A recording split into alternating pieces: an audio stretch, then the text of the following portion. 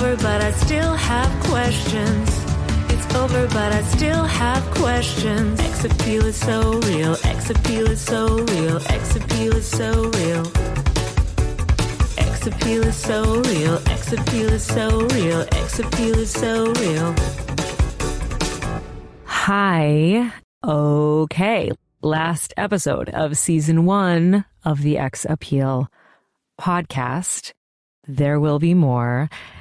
This is a very special episode. There is a reason. This is closing us out for season 1. I was dating Rob while we recorded this episode. Rob is actually the reason I'm doing this podcast at all.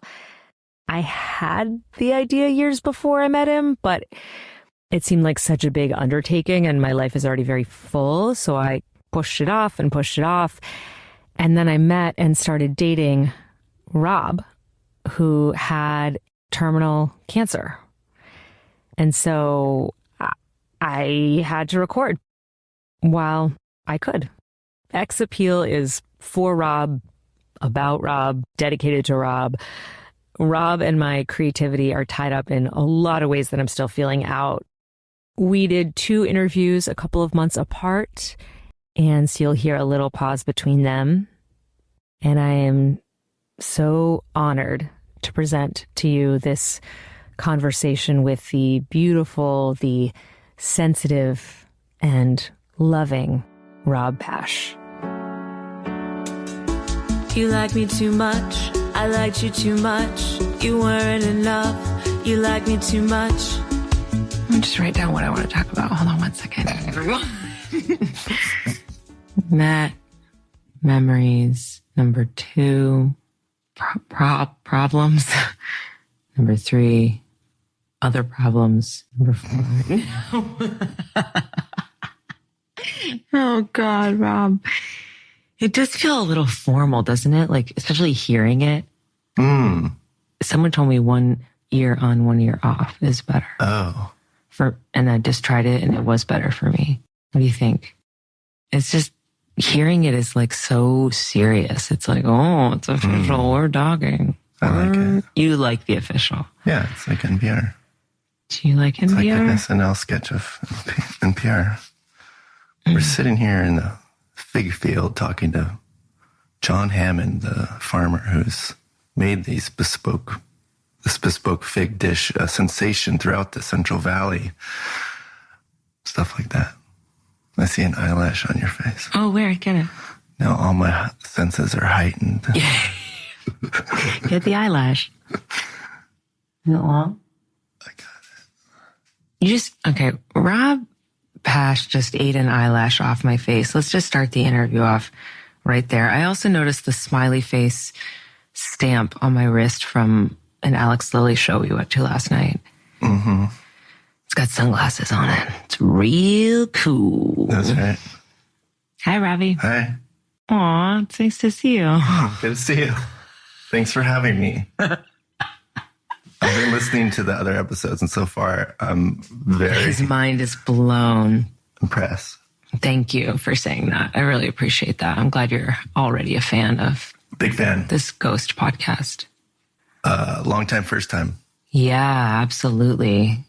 So, Robbie, what are some memories you have of our relationship? It starts. Yeah. Oh, I think we definitely just peaked. Oh, sorry. I know, it was actually me. Pika. I'm going to go a little... You don't want to set anything up? Well, that's the setup. Wait, what are you saying? Oh, what this... Like, who am I? What's our deal? Yeah, but that's what the whole thing is about. You just start and then ask me, what's your memory of you? Okay, well, why don't you do the first thing that you just said? Oh, set me up. Yeah, go ahead. Who am I? Yeah, go ahead. I'm Rob Pash. Okay, good. I met Miriam on a dating app called Hinge. Mm-hmm. Highly recommended. Me too. That app. Me too. Me too. Get you sponsored by Hinge. Oh, good idea. Hinge has served me right. There's going to be at least 2 Hingers, but I would say 3. Yeah. There's definitely a tie-in. There's 4. There's going to be 4 Hingers. in 2 years. Like, that's good. Yeah. Hinge. Sponsor me. I'm taking a sip of water. Please continue. So we met on Hinge. So I had put I lost it. I'm freezing it up. Who cares? You don't have to remember. I think maybe what you're saying is are you talking about the 100 dates thing, or is that different? You're not talking about that. The pictures. How I fooled you with those pictures. Yeah, you fooled me. Yeah, talk about how you fooled me. I fooled her. He fooled me by putting up just plain old cute pictures of his cute self, and especially a couple with children. So he was just a normal guy who went to art school who was like, he just seemed fun and cute and kind of a little sensy, which I like. Sensitive. Thank you for the translation, Robert. Okay. And then I woke up the next day and I saw that you had liked a picture of me and my goddaughter. And I went, oh. And then I realized that I had just put that photo up as a place marker, and my real intention was to put current photos of myself. And I put photos of me in the hospital because I had just gotten diagnosed with stage 4 colon cancer. Not just. That's true. It had been a second. Oh, yeah. Okay. So when were you diagnosed? January 2019. January 2019. And we met in March of 2021. Oh, really? Yeah. Oh, so yeah, it wasn't recent. You were doing a little like mock-up Hinge profile of a man who did not have cancer. But my real game was to talk about, to put up dating profile where I talk about having cancer and that being the draw. And this woman, Miriam, had liked my photo, and I thought, she thinks I'm not a person that hangs out in the hospital a lot. I'd better switch these photos around.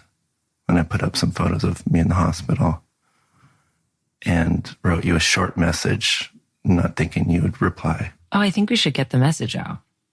Yeah, hold on, you vamp.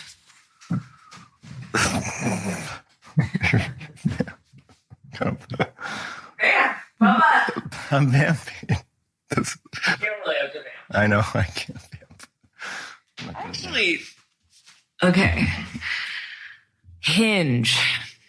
Wow, Hinge is wild that you can archive everything together. It's a little actually creepy to be going back and just remembering all these people that I talked to or didn't talk to. It's actually unnecessary, but I have to go all the way back and find this conversation with Robert David Pash. Let's just say I've meshed with a lot of people. Oh, this is going to take a long time. I don't know if you're gone now. I think you're gone now. Well, I have them somewhere. I think I sent them. I have them somewhere too. Oh, it's a little sad.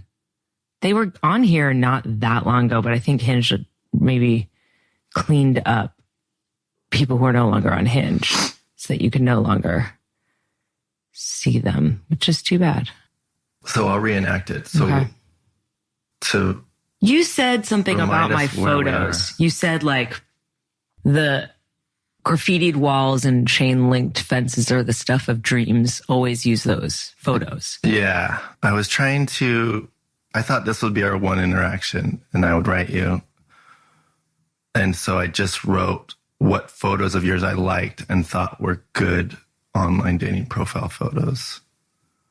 And then I thought that would be my one contribution to your life. And then you wrote me back, which I found surprising. And you wrote back, hey, I don't remember these hospital photos when I first looked I was like, I don't remember any of the stuff about cancer when I initially liked you, but maybe I'm just that out of it when hearting people on Hinge. Well, that's exactly what you said. Yeah, and then I said something about the photos and it being very My So-Called Life, which I recently rewatched. Like I was trying to like I was giving you I was starting a conversation with you. Really were. I mean, I also had recently gotten a message from mushrooms that I should work in hospice care. Yeah. So there's probably some part of me that was like, oh, this seems like an interesting coincidence. But it was not the reason I liked you originally. I wasn't like, ooh, like you said, your game was to get women interested, which is so messed up. Listen, anybody out there that has cancer, the ladies love it. They do. They really do. A certain type. Yeah, but a certain, probably a large percentage, because women love caretaking. Yeah. I mean, not to stereotype your gender, but yeah. And then we started talking on the phone. I actually talked to Rob's mom on the phone first for an hour because she was a hospice nurse for 35 years, and it was a beautiful conversation, so moving. She was so beautiful. She talked about how everyone sees angels as if it was like an objective fact. She's like, oh yeah, well, everybody sees angels. I was like, what? Like when they're dying, everyone, she said, they all see angels. Whoa. And she didn't say it like, isn't that crazy? She was just like, like, and also, and then there's this like difficult breathing, it's like just another thing on the list. And then what was the other thing? Oh, and then she was just talking about being allowed to love someone right away. And how she can love people immediately in hospice and they can love her. And she said, what? And then she goes, what is that? And then she answered and she's like, I think it's God's love. I know.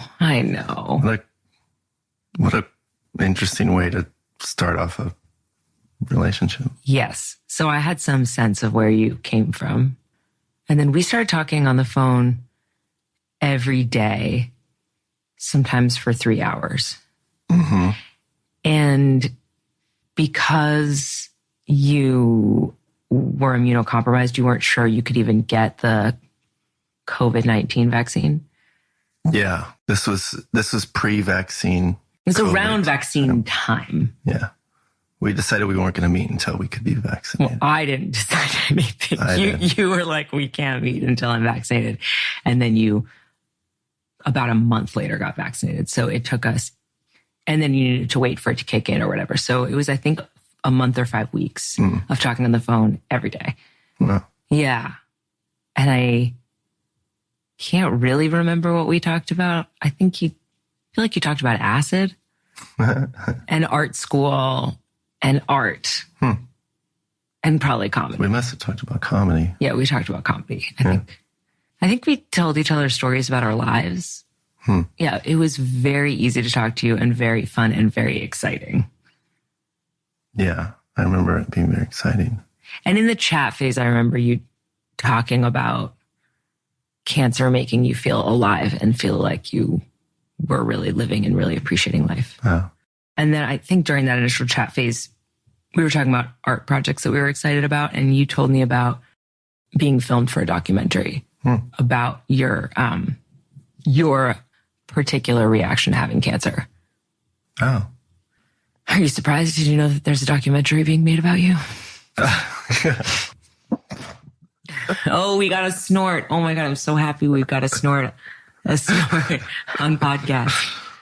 We probably talked about that. There's a guy shooting a documentary about my unusual. It started out as being about my unusual reaction to cancer because I was very happy to get cancer, and then it turned out now it's a kind of documentary about depression, a little about alcoholism. Yeah, depression and death. So you said, yeah. And he was gonna come today, but then I think we decided we just wanted to keep it real chill. Yeah, I'm feeling a little self-conscious. I think you seem comfy. Also, just to do a plug, Rob is drinking coffee out of an Alex Lilly mug. Alex Lilly has become what do you call it? Can you set up Alex Lilly? Pulling an Alex Lilly. Who is Alex Lilly? I will tell you in a second, but pulling an Alex Lilly is like it's a little mantra for us. I mean, I think you should Alex Lilly's a musician and a friend of mine that we went and saw last night, and we got mugs. Yeah. And we danced. It was a great night. But hanging out with Alex Lilly or acting like Alex Lilly has become a little phrase for us when we want to pull a wild card in our relationship. And it started one night when we hadn't been speaking. We had to get to that. Okay, go ahead. Go ahead. Well, we hadn't been speaking for a while, and out of the blue, I said, "Hey, do you want to go to this party with me at Alex Lilly's?" And I don't know why that was significant. Like, you knew Alex. I don't think I knew Alex. I think I liked her music and her videos, so she was exciting. And then also there was a hot tub. Yeah. But, you just gave something away. There was a moment of not speaking. There was several moments of not speaking. So we met, and the first time we met, we did everything that people do. You know what I mean? Hold hands? We held hands, yeah. No, but we said, I Shared love you secrets. the first time we met. We just were in. But we had known each other for a second, and we'd also connected a lot already. I think I knew I loved you before I even met you in person. Yeah, I think so too. Yeah. Well, I think we were both our maturity, in quotes, was waiting till we met in person to say it because we knew it was totally ridiculous. And do you remember meeting? No, I have no memory of I have very little memory of our first date. It's extremely funny. I just don't. I blocked it all out. I kind of remember that you had met me outside and I was changing my shirt and I was very sweaty. Oh, yeah. Only because you told me that and then I remembered. But yeah, I blocked that day out. Where I was late and then I went outside because I just couldn't. It's after 5 weeks and then he's late. I'm like, this is insane. And I went outside and he was changing his shirt because he was really sweaty. So he was shirtless and sweaty. Yeah. And then our first date, I think our first date initially, you were going to stay for 5 days. And then you were like, okay, let's make it just one night. And you were definitely shaky at first, but then we just had a good time. And I felt completely comfortable and silly. Yeah, we just started immediately. We didn't wait to become connected or intimate or all the things you do when you're totally yourself that are unusual to do with someone immediately. We just did it. We didn't hold back, I don't think, on anything, which was really, really fun and felt like older loves for me. It felt like being 15. Yeah. Other episodes, listener. Yeah, I think I didn't know that you could still have that kind of love. I really didn't. I thought that was over. I did. Yeah. I was like, oh no, I'm 40 now. You don't get excited about people anymore. I mean, I definitely still got crushes, but that kind of full on in, totally yes, no question, a little crazy seeming. Yeah, that I thought that was over in life. I thought that was for kids. Because when I was 15 and in love, I was like, oh, well, I'm in love. This is the person I'm going to marry. This is the person I'm going to be with for the rest of my life because I'd never felt it before. And I think that I just thought when you get older and learn more about the world, you are too knowledgeable for that. So it felt really, really, really amazing. And then this big surprise that could happen again. And also just, it does feel particular to you, that, the sensitivity of you, but also you're just down to go full on in. Talking about this podcast? No, I'm not. Oh. What did you think I meant by that? Going full on in? Oh, talking? No, I mean emotionally. Oh. You're not you don't want to hold back. No. Yeah, not at this stage of my life. But I feel maybe even when you were younger, I don't know. Do you think that is related to? Oh, yeah. I think for me, when I was given a short term of life left, it made me want to I wanted love. Yeah. And then you were more than way exceeded what my expectations in a partner would be. So I was like, oh, this is like some kind of, like God did this or something. Yeah.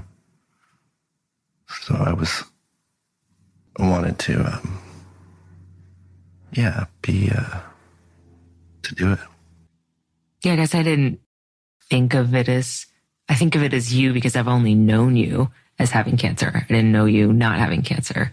So I sort of think of you as being that way. So I don't know the difference. Like what's the cancer part and what's the Rob part? Because I do think in addition to your situation, you are somebody who is very emotional. Oh yeah, but you let me be emotional. Oh. I don't think I'd be crying in front of just anybody, except the lady at CVS the other day.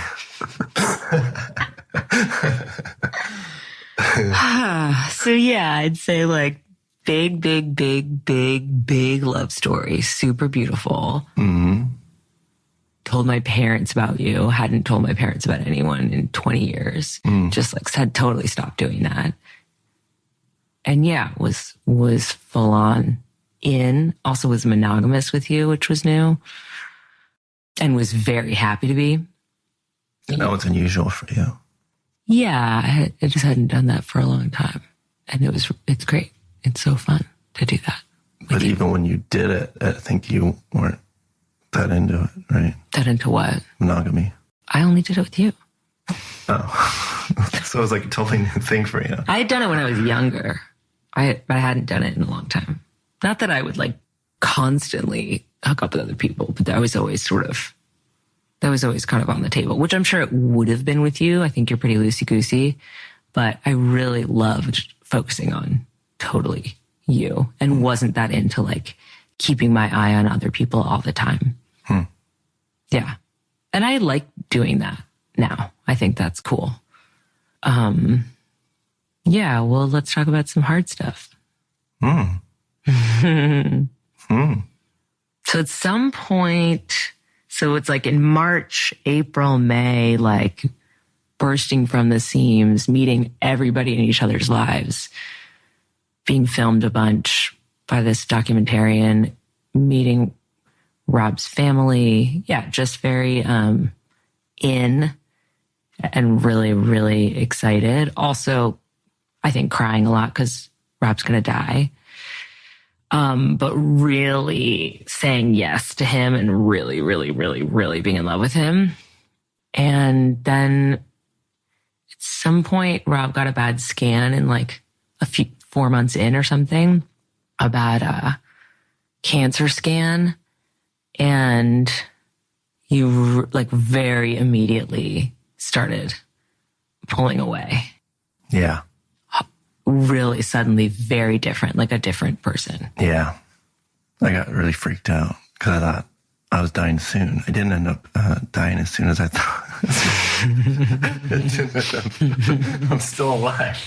What the hell? But I thought, oh, shoot, I'm dying soon.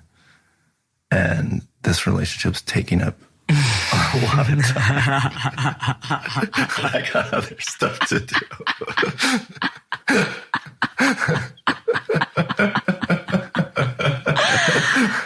Oh, that's so funny. Oh my God, dude. That is so funny. And I think it was when, yeah. Do you want to talk about, there was a time we were sitting outside of a coffee shop. Yeah. And you told me 4 people that you wanted me to meet. Mm-hmm. And you said, I want you to meet so-and-so and her baby. And I think it was when I heard there was a list of 4 people. And I was at this point thinking of the things that I was thinking of my bucket list items and like stuff I had been neglecting, friends I'd been neglecting. And I think when I heard baby, I was like, I don't want to meet no baby. Yeah. And I, instead of expressing that in a neutral way, I was almost filled with spite, as if like you were somehow keeping me from doing what I was supposed to be doing. And that was not my proudest moment. That's the wrong way of saying that. I'm not proud of that moment. And I'm sorry about how I talked to you about it. How I was feeling. I didn't do a good job of expressing what was going on in my head in a way that didn't come across as totally bitchy and kind of out of the blue mean. Yeah. I could see why you'd be really caught off guard by my behavior at that time.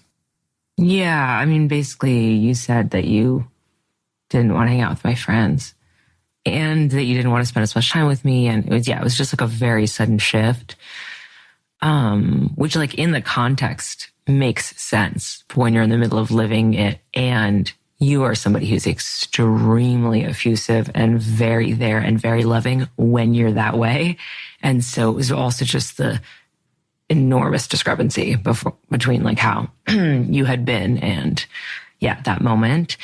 And then there was some like little thing, like a 4th of July weekend. I really wanted to go to the beach with you, you know? Yeah. And just like, it was like a 4-day weekend. I was like, one of those days I'd like to go to the beach with you. And you just like couldn't make it happen. Again, it was like around that time. And you definitely have many, many priorities. There are a lot of people that love you very much and want to see you, and you want to see them too. And I definitely never want to be somebody who takes you away from the people that have been in your life for 20 years and, you know, the children in your life. And then you were going to come and almost like in a way to make up for that, you were going to come and meet my best friend who was going to be in town. And, you did. And then the day you were going to, you came to my house and you had been drinking and you've had like a very long history of alcoholism. Yeah.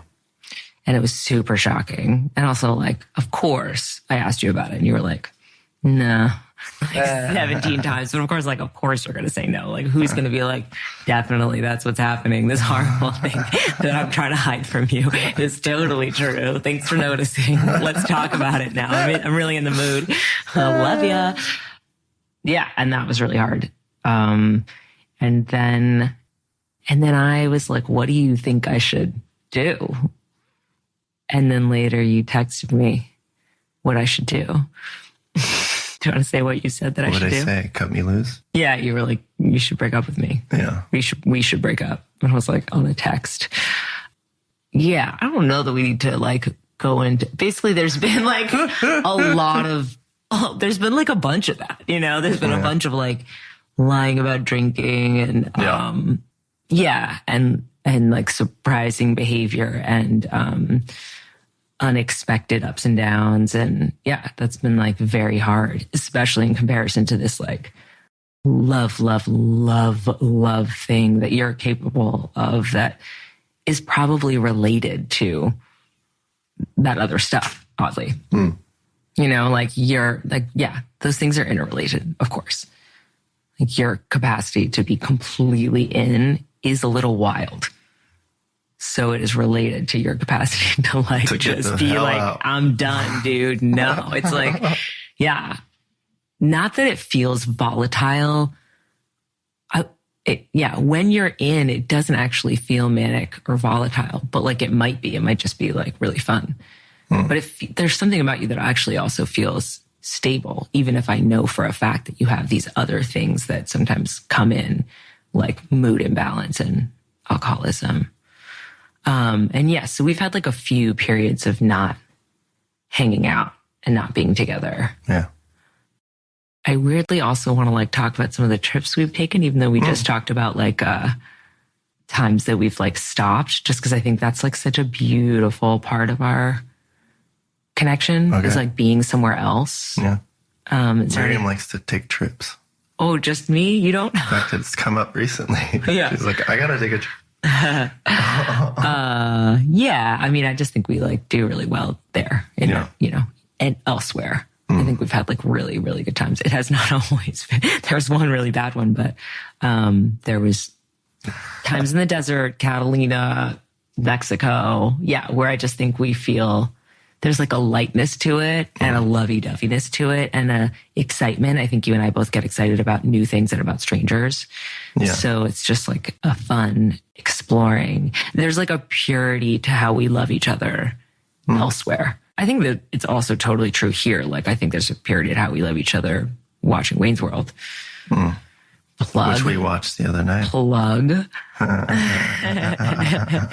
Great movie. But also we watched Tarkovsky's Stalker, so also plug Criterion Collection. You can use my password. Thank you. No, not you. Whoever listening to this. Great. That's a huge number of people, Rob. So yeah, do you want to say anything about that? Your experiences of that? Oh, taking trips? Yeah, I don't think I would have taken any trips. In fact, former girlfriends have expressed to me how jealous they are of Miriam that we've gotten to take so many trips together. We went to San Pancho, Mexico, which is a great, very short flight, cute little town, for a week. We went to Catalina Island for the weekend. That was very sweet and romantic. And we got wetsuits and we went snorkeling, which was, I had been wanting to do. It was on my bucket list of items I wanted to do. And Miriam was game. And yeah, it's great to get out of town. What's one of my, I don't know what to say. So funny. It sounds like a commercial. Oh my God. Get out of town, people. You should really Brought to you by getoutoftown.com. Uh-oh. Sponsor this week. I know. I love these invented sponsors. I'd also like to be sponsored by matcha, honestly. It's like a severe addiction, but, you know, it fuels me. So Miriam drinks a lot of matcha. Yeah, Maru coffee, please. I've watched her go through different stages of addiction. Yeah. She was in denial. Was acceptance.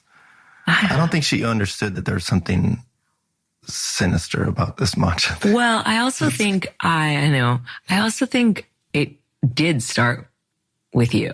I was not addicted to matcha when I met you. Oh. So I do think it's a reaction. I mean, I think you've rubbed off on me in a lot of ways. Like I started to experience nausea. Oh, that's right. Yeah. Like I now take sometimes I take pills for nausea. Like that's entirely psychologically linked to your illness. Yeah. Is it an illness or disease? What is it? I think it's both, but yeah. Oh, I don't know. Illness, disease. Your thing. I feel at disease. So but I can feel feels right. That it's a disease. Right. I don't feel at ease. I wish people could see your face. Rob has a very beautiful face. Rob is very beautiful. He's tall and beautiful. Like, he's just beautiful. It's a moment of silence where we're just looking. I know. We really love each other. Get lost in your eyes. We love each other. It's so fun. And it's so fun that it's just like, we can just say it and it's no big thing. I mean, it is a big thing, but, so Rob's not drinking right now, which is really fun for me. I really love it. It's really nice. It's cool. Thank you. I appreciate it. You're welcome. And, maybe talk about cancer a little more. What about it? It's like a big, it's like my life. Yeah. Spent a lot of time in the hospital. Yeah, don't get it. It's a lot of work. Yeah. We once had a really nice time when you were getting a chemo infusion. Oh yeah, they gave us the bedroom. Yeah, like the nurses obviously love Rob so much, and they gave us an actual bed. Usually you just get a chair. Yeah, a private room. We had a private room. We had a private room and just like cuddled. Yeah. Rob got his chemo infusion, and it was like extremely sweet. Very sweet. And everyone seemed like really happy that we were there. Yeah, they like seen me happy. Yeah. Because they've seen me cry. Yeah, they're very lovely. Shout out to the crew at the Victoria K. Crossan Cancer Institute at the St. Jude Medical Center in Fullerton. You don't need to sponsor me. That's fine.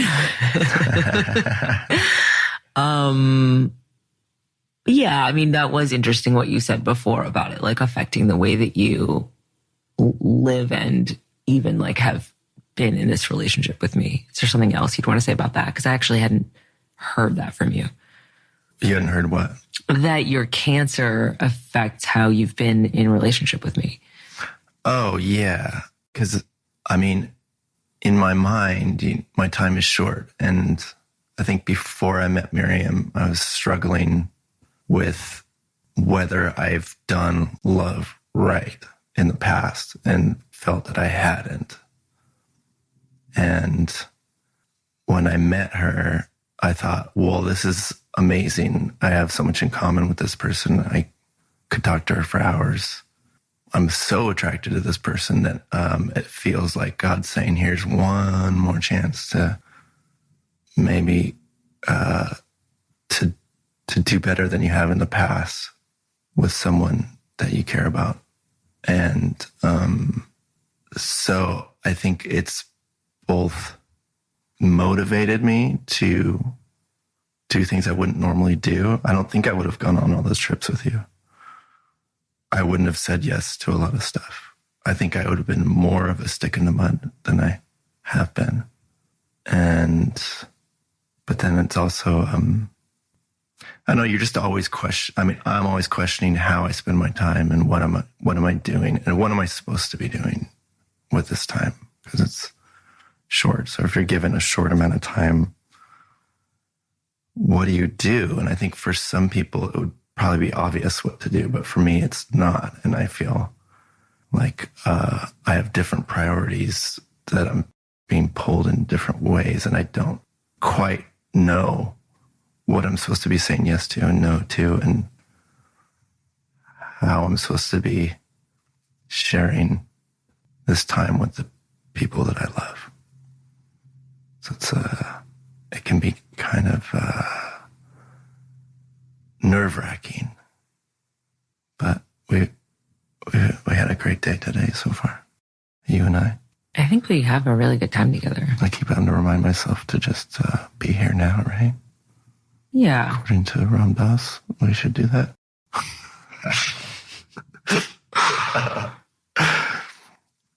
For the audience at home, she's got a very contemplative look on her face. She was kind of looking off into the distance as if she's processing something. Well, I almost think we're so comfortable, and also we've spent the last 3 days together.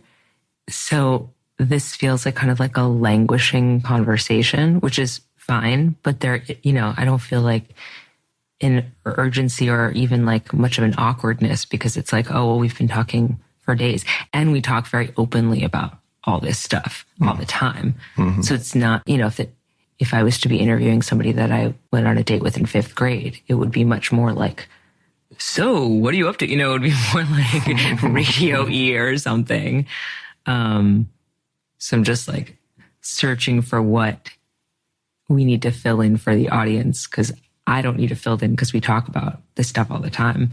So I don't even have you've answered a lot of my questions about our love. Mm. Does anything make you sad? Oh, about you and I? I don't know why. That question came to mind. I mean, there's just little things.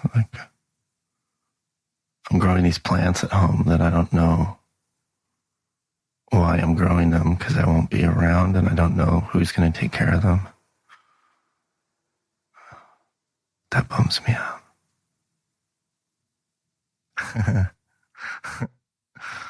But other than that, I feel pretty good.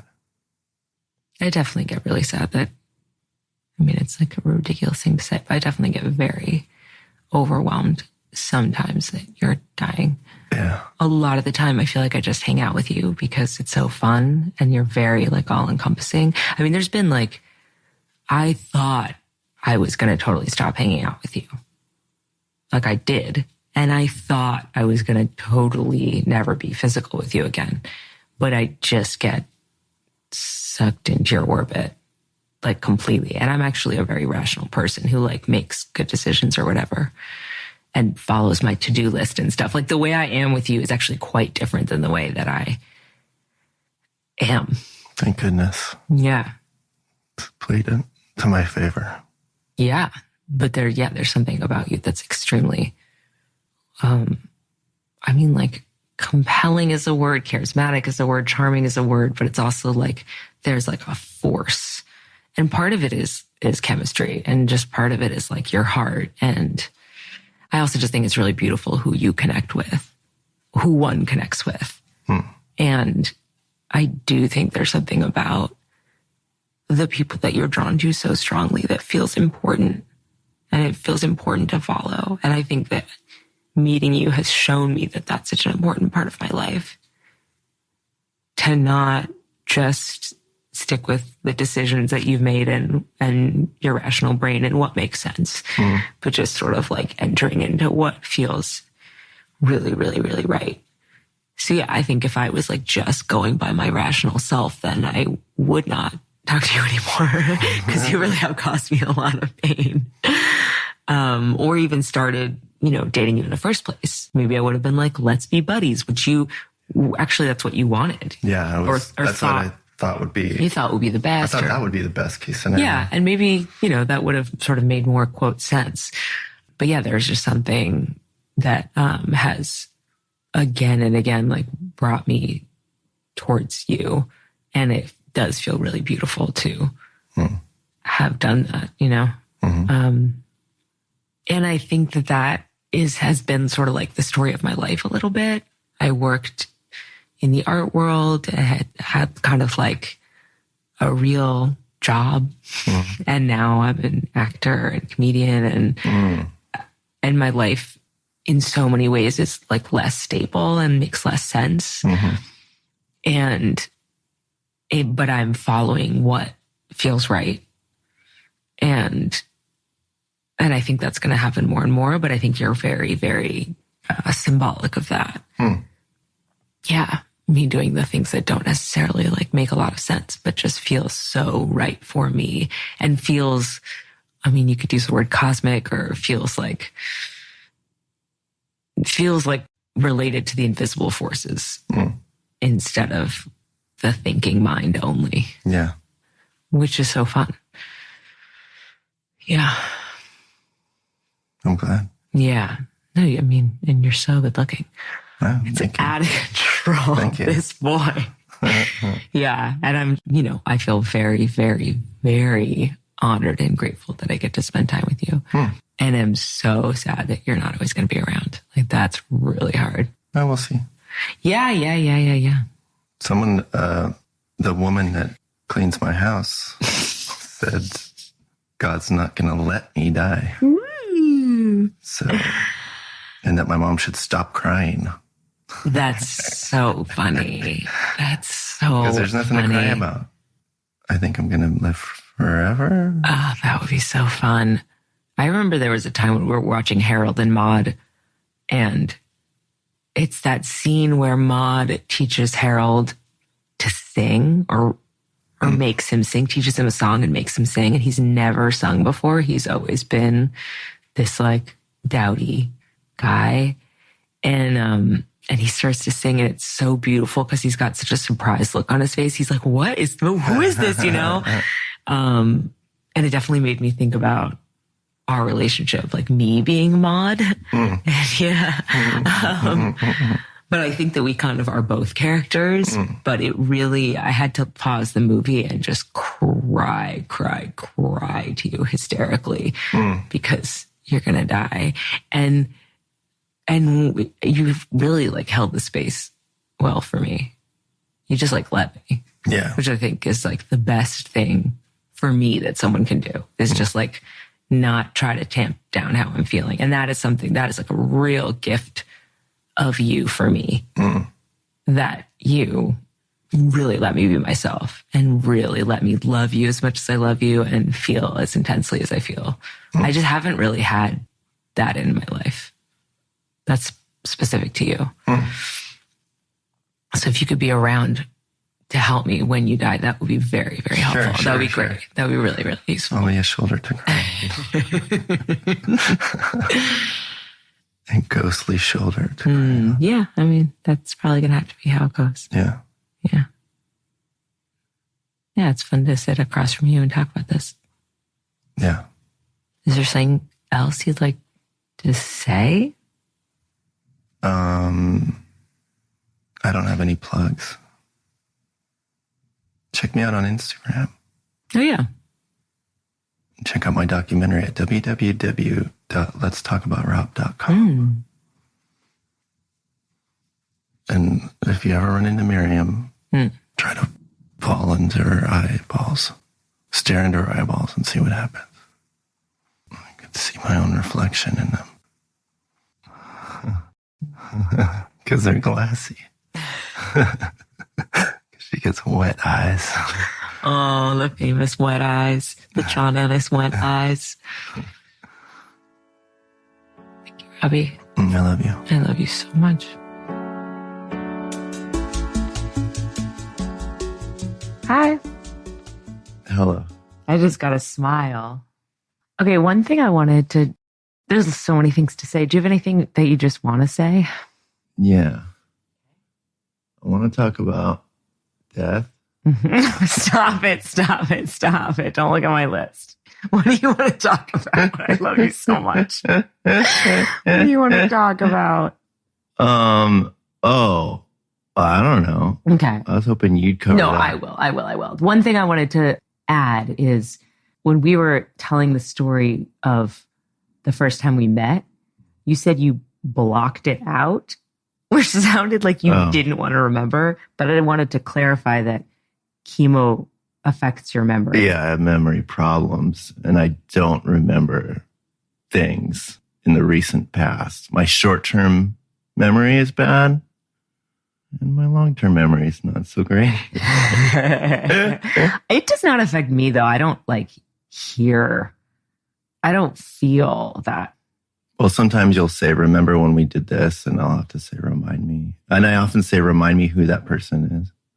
But I might also have a not incredible memory, so it's not that. I wouldn't say it's disturbing. Oh, I'm not disturbed. Cool. I've accepted it. I did just want to clarify, because blocked it out. I was like, I think the audience might think that it was so upsetting. Yeah. That I was like, fuck this first date forever. Yeah, I just don't remember what happened. But I do from you telling me about it. Right. Thank you. Right. Oh. Keeping that memory for us. I'll keep it for a long time. And I wanted you to also say a little bit more about the experience of going on trips together, because I think, again, like in listening back, it was a little like, yes, we went on trips. Y'all should go on trips. But is there like an experience that you had when we hung out on trips that felt different than the quality of like time we've spent in regular life? Oh, I mean, yeah. I mean, that trip to Catalina may have been our first time taking a trip together. And that felt very romantic and sweet and felt very different. And it just felt like a very concentrated, romantic time together. And yeah, same with the other stuff. It just, I mean, you all in the audience are taking a trip, right?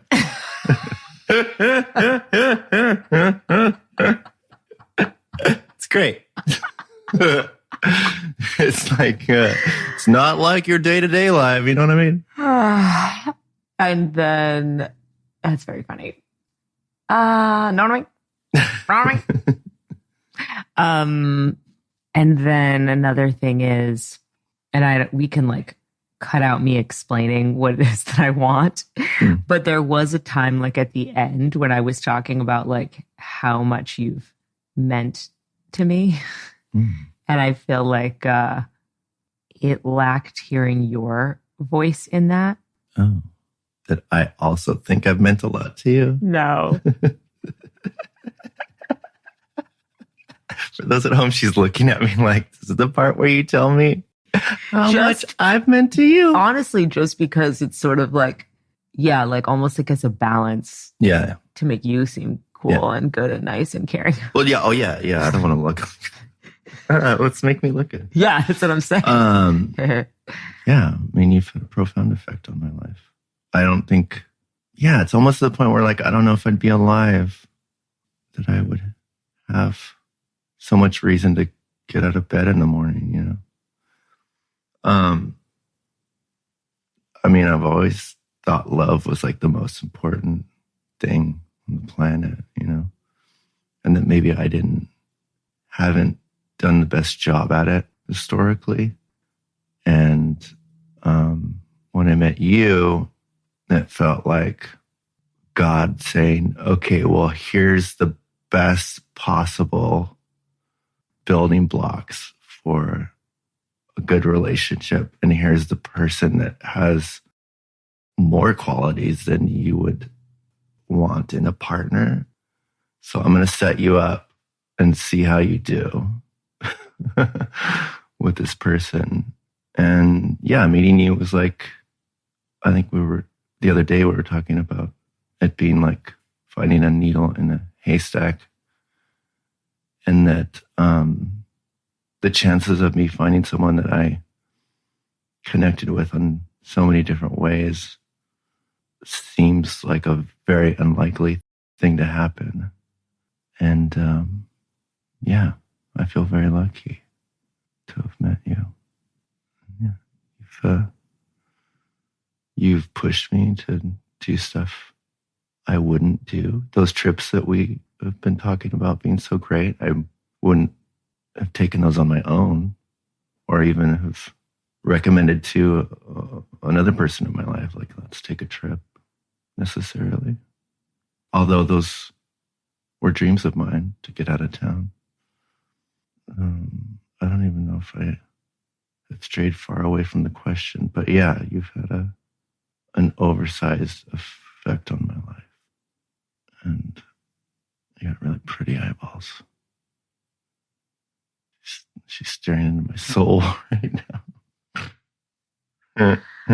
I would love to talk about sex, please. If you feel comfortable, could you share that detail about the phone sex operator? Oh.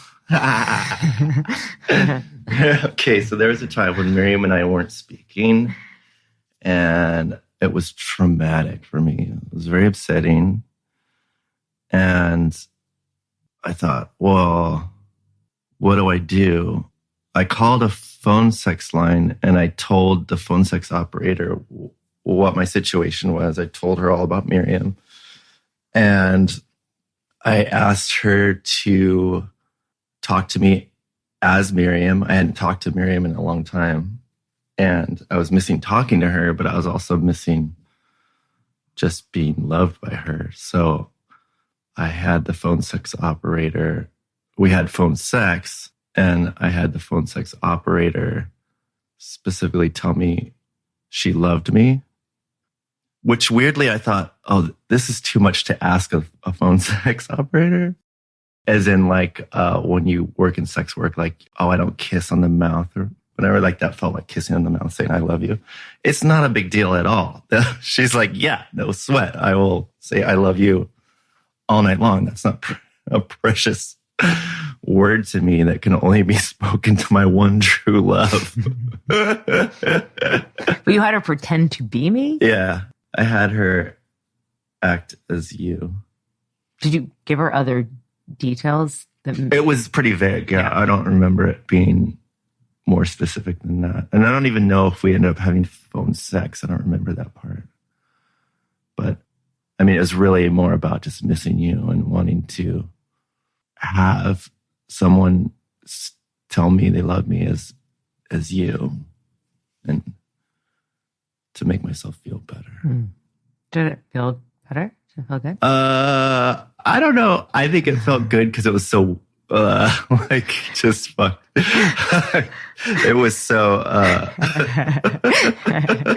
weird. Yeah. I love weird stuff. Yeah. So I was like, yeah, this makes me feel good because it's just so it's such a goofy thing to do.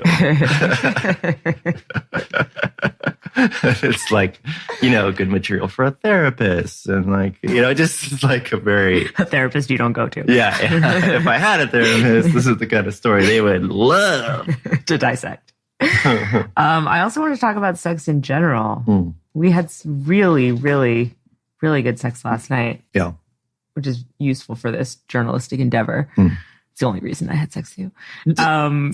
So yeah, can you talk about your experience having sex with me?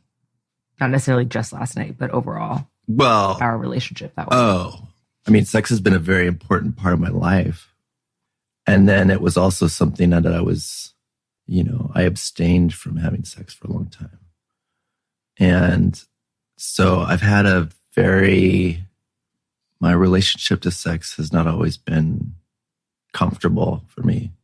And having sex now, with the terminal illness, these are the last times I'm going to try this sex thing out. So it's very intense.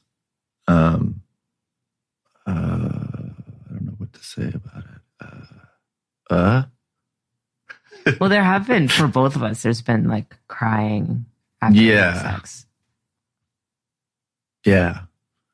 Crying after sex, laughing after sex, laughing during sex. Yeah. And it's been different than sex I've had in the past. But I think that also comes with just the time we're living in. Yeah. Yeah, I'd say overall for me, there's been like a lot of softness in our sex, which I love. It's like very love forward sex. And I do feel very comfortable. I do think we have like laughing moments. Last night when we were having sex, you were just smiling. It was so sweet. I feel there's like a lot of subtlety in it. It's very, very deep. And I think it's been very deep, especially the last couple of months, partly because we weren't together for a time. And I thought that we weren't going to be back together. And then on top of that, we should say that since the last time we recorded, you've gotten sicker, you've got more pain, and there's been more tumor growth. And so there's been a lot of, on my end, depression and despondency and just sort of shock that you really will die. It's a real thing. It's a real thing. It's happening. And I think, I might have said this the first time we recorded, but there's so much like richness to spending time with you that like, I didn't really think you were going to die because I would cry about it and everything. But there's a new level of like, whoa. Like that is like, you really are at some point not going to exist and be in front of me. But I think still, because you are in front of me right now and we have plans for New Year's, I think there's a feeling still of like, it's not really going to happen because we have time. It goes in and out of. Oh, right. Because we have plans. I won't die. Yes. For the listeners at home, I have stage 4 colon cancer, which you know. But what you may not know is that today, things are getting I've run out of really good treatment options. And my tumors are growing. And they kind of are not stopping no matter what my medical team throws at it. They're just kind of continuing to grow. And my life can be measured in months at this point rather than years. And it's all good. How do you feel about that? How do you feel about that? What is your experience of that? It's very intense. Yeah. Yeah, it's very intense. Because I always liked having a year to live. Because I'm like, oh man, that's a lot of time I could, as long as I have another year, I'm good. And then I can also like not think about it because I got a year and I feel halfway decent. I can still move around. I can talk to people. But now there's a real urgency to my life. And sometimes it feels like I have more stuff I want to do than I have time to do it. And that can be make me anxious. And when people interact with me, that's more intense. And I can see when certain people I see and they're in from out of town, or I can see in their face that they think this is the last time they'll ever see me. And that's wild because, and then, you really want to like give them your best. You don't want to be I'm having a bad day. The last day they saw you, you were like grumpy and farting all the time. I never really thought about that aspect of it. I think now I am thinking more about what it is to have everyone around you be afraid that you're dying or scared or sad, as opposed to just your experience of it. Like, we are all having it and we're all surrounding you with that intensity. Yeah. I've been hearing more and more that I've been getting a lot of phone calls where my loved ones are crying and they're telling me, I don't want you to die. What is the experience of that like? For the most part, it's good. And then also folks are apologetic. Like, I don't want to bum you out. I don't want you to have to take on my pain of you dying. And I think so far, so good. I can handle it. I'm happy to cry with, I like crying. It's a sad thing. And, at this point, I just want to do cool things and spread some love around and create some good end of life memories for the people I love. I mean, you are, like it's been very fun and beautiful to spend time with you, even in simple ways. Like last night we did a puzzle. It was incredibly fun. We did this puzzle. Shout out to my friend Ferris McReynolds, who gave me this puzzle. And he's like, I don't know, this seems like this might be your speed right now. And it totally was. I was like, I know exactly who I want to do this puzzle with. And this puzzle was a real mind bender. I felt like we went through something. Yeah, we had some real epiphanies in doing it because pieces would nearly fit together and the colors would match up, but they weren't totally right, which is wild. Yeah. So it had to be perfect. It had to be like actually right. So we were making some comparisons to relationships where you can like do it almost right for a long time, but it's like, nope, that ain't it. That ain't it. At some point. And I do, and we were like sort of kidding, but like I do feel like there's like a way in which you fit for me so well in daily life, in like everyday laughing and having conversations and doing fun things. And I think we've done a really good job of really enjoying our time together. And like, if one of us is upset about you're dying, then we talk about it. And I may have said this last time, but just the way that we can talk about it matter-of-factly and with a ton of humor, and then also be able to like break down and cry together. I think we really cried a lot after Thanksgiving, because what you were saying last Thanksgiving, I remember someone said something about the year after, and you were like, if I'm around. Yeah. And we were all like, you'll be around next year. Yeah. But this year after Thanksgiving, we both came back to my place and both of us cried. And we didn't even say why, but I'm assuming for both of us, it was like, I think that was probably the last Thanksgiving. Yeah, that's my last Thanksgiving. Yeah. It's so different. I mean, I think you and I actually had, obviously for you, it's a way bigger deal, but we had the same thing where it was like, when I thought you had a 2 years or a year and a half or even a year, that feels like forever. Yeah. But that there's some sort of like... That we're approaching last big holidays, last I think that was the first one. I think Thanksgiving was the first time that it was like, oh, that's... The last time we'll ever do that. Yeah. That I will. Yeah. And look, Thanksgiving is not the most important holiday to me in the world. No. But this one was to me. Oh, really? For sure. Yeah. It was really fun. I mean, I think we weren't the only ones feeling that because it went on so long. Yeah, it seemed to go on forever. Yeah. I mean, yeah. I was passing out there at the end.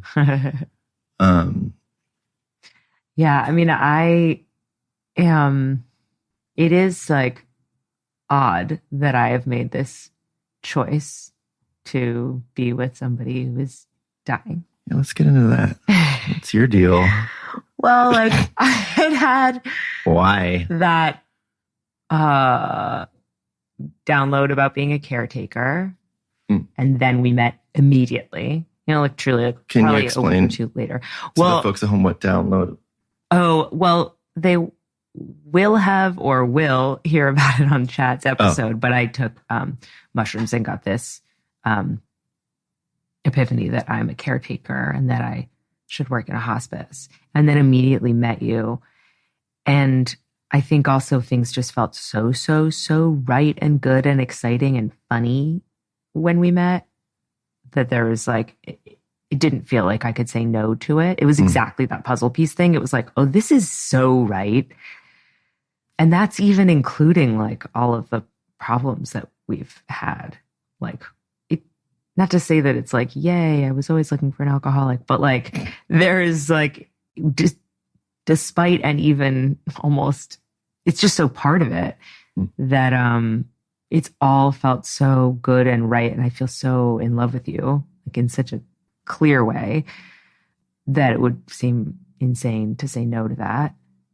And also it's just been, you're very loving, and you've been really open about your experience of dying. And if you couldn't talk about it openly, and if I couldn't ask you whatever questions I wanted to ask you and have it be totally no big deal, like, we've talked about the speech I'm going to give at your funeral. We've talked about what I'm going to do for you when you're unconscious, like rubbing cream on your chest in a particular way so you know it's me. Yeah. Music, reading books to you because you read me to bed every night. And that's all just part of our life. So I just, as much as there's been like so much pain and depression, even just in the last couple of weeks surrounding this, it feels like it's part of my life. It feels like it's right for my life. It feels like you are going to affect the way I am for the rest of my life in a way that is who I'm supposed to be. And I think that our like deepest selves, our softest selves, are like without the mask persona, grown-up stuff selves are like super well matched. And so, yeah, part of it is like, I could never not do this. And then also it's like that doing this it's like my destiny. Yeah. It's also so fun to hang out with you. Like, I just love it. All the quiet stuff and the big stuff. And I love having sex with you. And I love like eating with you. And yeah, there's just, it's very interesting to have something be so clearly difficult and painful and have it still be right. And I also think that I am able to manage this situation oddly. Not that it's all been easy. It's been super, super painful. Like I said, especially the last couple of weeks. But I think I'm able to hold space for your pain. Like, I feel like I'm able to be there for you during this in a big way, in a way that I didn't realize I was capable of. And so it's interesting, you know, to be like, oh, wow, like, look at this what person. I can do. It's like, you know, I think when people step into motherhood, I think it's sort of similar. It's like, whoa, I had no idea I had the strength to give birth and then take care of my child and all these things. I think it's pretty amazing when you are given an opportunity and you're sort of like, oh, wow, look at who I am. Yeah. So I think you're sort of like showing me like a fleshed out version of myself. Yeah. Cool. Yeah. That's rad. And I think it's like affecting my creative life. And yeah, it's like, I mean, this all sounds so theoretical. It's like, how lucky I am, you know. It's also like absolutely brutal. Yeah. And I don't want it to be real. But it is really fun to hang out with you. Goes in and out, goes in that circle all the time. Yeah. I want to, just as a practical advice, not that anyone's asking, but for couples, especially couples that maybe are divided by, that can only talk on the phone during certain times, reading books to each other at night is so cool. I just want to promote that idea because I'd never done that before. And it's like so fun. It's beautiful. And sometimes there was a time recently where I was reading to Miriam and she fell asleep. And it's just a blast to read someone all the way to unconsciousness and then have them kind of wake up and go, what's what? And then it's so fun. It feels so good. It feels so like childhood and comforting. Yeah, because that's what the kids every single night their parents read them to bed. Yeah. Until they fall asleep. It's such a comforting feeling. And I love how Rob reads. And Rob's very funny. Let's bring back reading to each other. Yeah. We did The Stranger, The Argonauts. We're reading I Love Dick. We read The Sun Also Rises. And Siddhartha. And Giovanni's Room. In Giovanni's Room, yeah. Yeah, we're currently doing I Love Dick. It's great. Maybe we should close out with some of your jokes. Oh, would you read some jokes? Yeah. Or if you remember any of them, you should go for it. When I gave Miriam a banana plant, I said, don't worry about killing this. She said, oh, I'm worried about it dying. I said, don't worry about killing this thing. It comes with a lifetime guarantee. I will replace it. And I said, the only caveat is that's my lifetime, not yours. Thanks, everybody, for coming. This plant has a lifetime guarantee. Unfortunately, it is my lifetime. Okay, and then also today you just said, can you remember the paper straws thing? Will you read it? I'm really glad I'm dying now that paper straws are coming into popularity. It's true. It's true. Paper straws, guys. Fucking suck so hard. And they get wet and they... Last night you said, I just gained 4.5 pounds. Unfortunately, 3 of them are tumors. Because I need to gain weight. Okay, and then my friend Ben was having a comedy funeral for himself. And I was playing the role of his sister, who lives in Missouri. I knew very little about her. But Rob wrote a joke for me in this woman's voice because I had to do a late night joke. Do you want to do it, Rob? Yeah. Elon Musk bought Twitter for $44 billion. If I had $44 billion, I'd buy some bras that weren't all stretched out and chewed on by my cat, Charlie. No, it was dog Charlie? Yeah. Oh, shit. If I had $44 billion, I'd buy myself some bras that weren't all stretched out and chewed on by my dog, Charlie. I think the going up of the voice really did it because you just invented this character. It was so amazing. We also FaceTimed this girl that I was babysitting a couple nights ago, and Rob pretended to be my phone. I have never seen possibly a human laugh that hard, but certainly in this girl's 5 years on Earth, she's never laughed that hard. It was such a beautiful thing. And then when we got off the phone with him, Nina said, I cannot stop laughing. And then the next night I saw her at a party. This girl really parties. And I reminded her of it and she just started laughing again. Because she fell to the floor. It was so funny. So yeah, Rob is very, very, very funny. Thank you for getting that out there. Yeah. I want to be known as funny. Oh my God, you're so funny. I mean, you're many, many, many years of taking in comedy. I think if you're really into comedy, it shows an aptitude for it, but also it affects you and makes you funnier for sure. You really can get funnier. I mean, God, there's endless things to say, but is there anything that you're Oh. Just no, but I'll think of it later today. And send me a voice memo. Yeah. Or we'll do this again. I'm trying to make it so we always have to do this again. Forever. Love you. I love you, baby. Good. You're very awake for that. That's awesome. That's a funny thing thing to say. Well, I think the first time you were a little sleepy. Oh. No, it was really good. There's beautiful things, but this one I think you were more like snappy. That's good. Maybe you were just more comfortable this time. Like, You're like, I know what this is. Thank you, baby. I really appreciate it. you got it. Do you want to give an example of you doing a pee song for me? Pee, pee, pee, pee, when I pee you. In my eye, I pee on you. Too soon to die, whenever I pee you. All I wanna do is pee. Pee, pee, pee.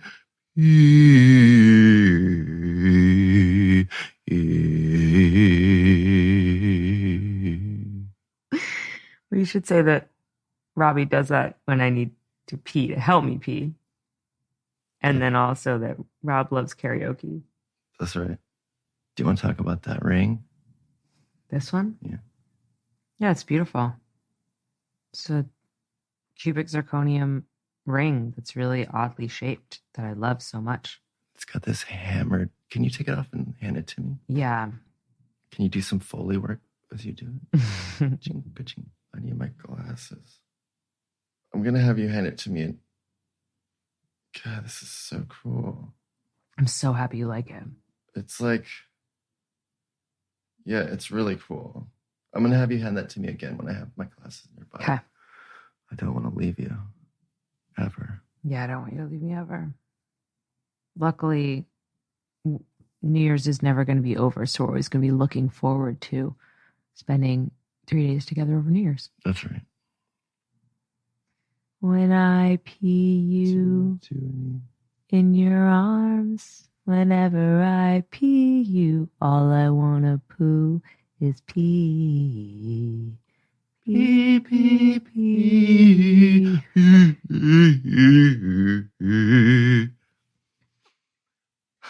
Never stop saying,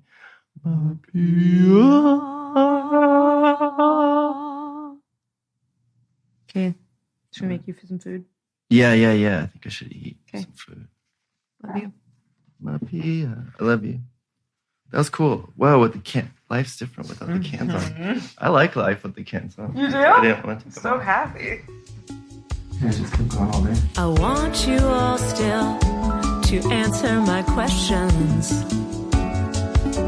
I want you all still to answer my questions. I still want to know, how can you be so high? How can you be so hot? How can you be so hard? X appeal. Hi. I want to thank everyone so much for listening to that, for being part of that, for taking in Robbie.